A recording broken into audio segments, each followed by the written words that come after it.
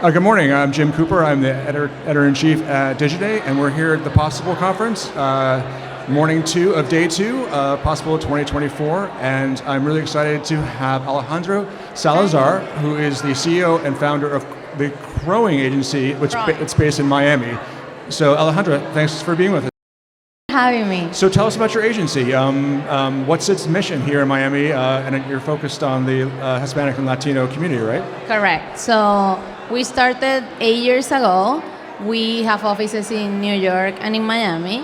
And the focus is mostly social media. It's like social first. But by doing social media, we got the opportunity to be really close to the target audience of our clients and understood that there has to be something done when it comes to multicultural marketing. So that's when 4 years ago, our approach shifted into multicultural marketing because, it takes you a minute to look around in this country and see that minorities are majorities.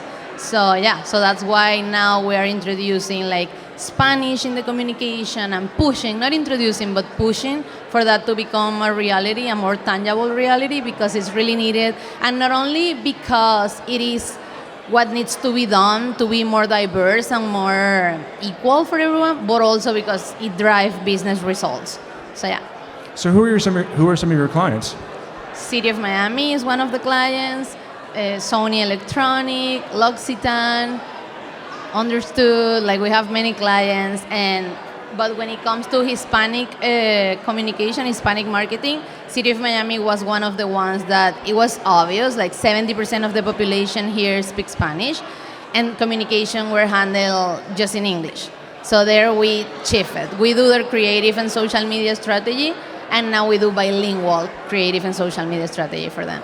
So when you're thinking about your brand clients, what do they really want to message to the Hispanic community, both here in Miami but also nationwide? The message for me to... What do they want to convey to the Hispanic community that they turn to you for? What needs to be considered? Yeah.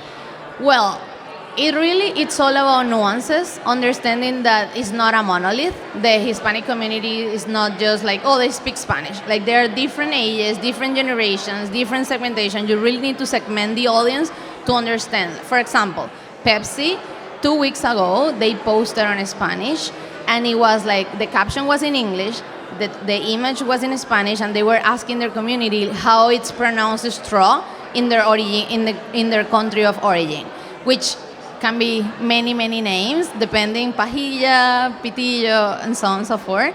And that post got 10K, and the next post was Beyonce, and it got 4K.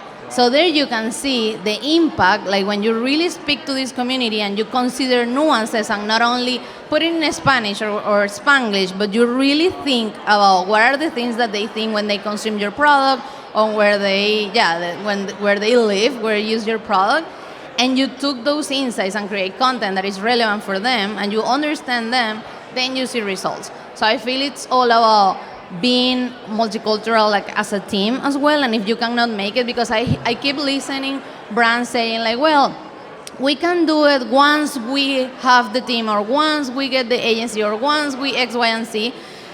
And you need to do it. You need to start doing it with an advisor, with an agency that speaks Spanish or is bilingual, with your internal team. You need to really try to get there.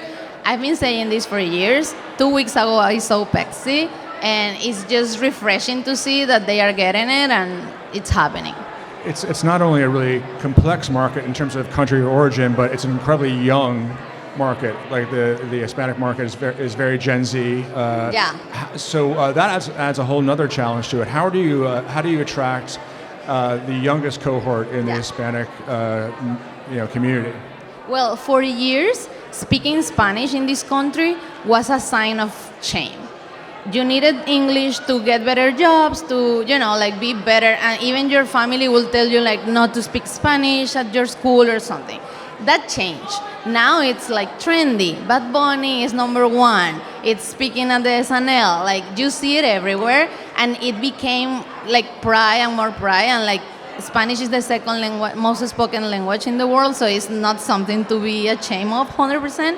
So I feel new generations, they are interested in learning or speaking, and also, but they use a lot of Spanglish, which is like this combination between English and Spanish. So I always said to my client, like, you don't necessarily need to speak Spanish in every of your communication, but if you add certain words that can touch their heart, or like, speaking like as their mother spoke to them when they were child, like those little things will create a deeper connection that is needed to sell at the end of the day. So I think like with younger generation, which is your question, is again understanding, like, depending on your product, depending on your brand or your category, what are they doing, how they like to consume the content or to consume your product, and then you will get the answer. Like, people have the answer, you just need to ask. So, in your journey with your agency, what social platform has proven to be the most effective at reaching your Hispanic target audience? Well, they are everywhere. Honestly, again, it depending on the segment at the age. If you want to reach Gen Z, TikTok will be a great platform, of course, because they spend a lot of time. But also, like, my grandmother spend, 2 hours on TikTok every time. So it's not necessarily related to whether they are Hispanics or not, but more about their ages, their interest, and their relationship with your brand. But it's everywhere. Like, they use YouTube, TikTok, Instagram, like all the platforms. Again, it's all about first understanding them and not assuming they are a monolith. So they use X platform. Well, WhatsApp, for example, is one platform, and they do a lot of communication in Spanish. They do posts with Shakira and many other artists because the Latino community here uses more than iMessage to communicate with the family in Latin America. That's one that can be specific, but the rest is normal. Like, they use everything. So, if you were to talk to a mainstream media CMO, let's say CMO of Ford or Pepsi, what would you advise them to do better in terms of reaching the Hispanic audience with their marketing? The best advice I can give is not considering this community as a marketing effort, but including it in the 360. 20% of the population now is Hispanic here in the US.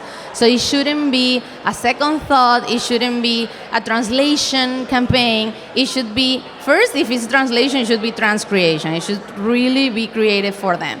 But ideally, it's part of the main marketing strategy for the year or for the month.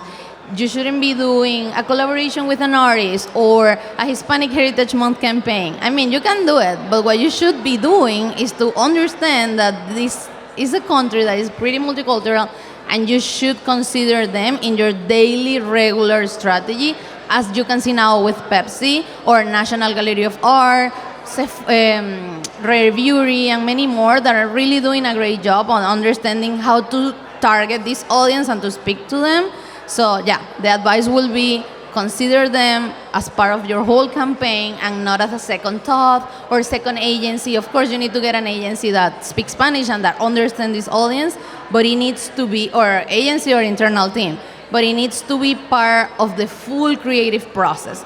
I recommend you not just translation or transcreation, but thinking about it, thinking through it. Okay, Alejandra Salazar is the founder and CEO of the CROING agency based here in Miami. Alejandra, thanks so much for your time. Thank you for having me.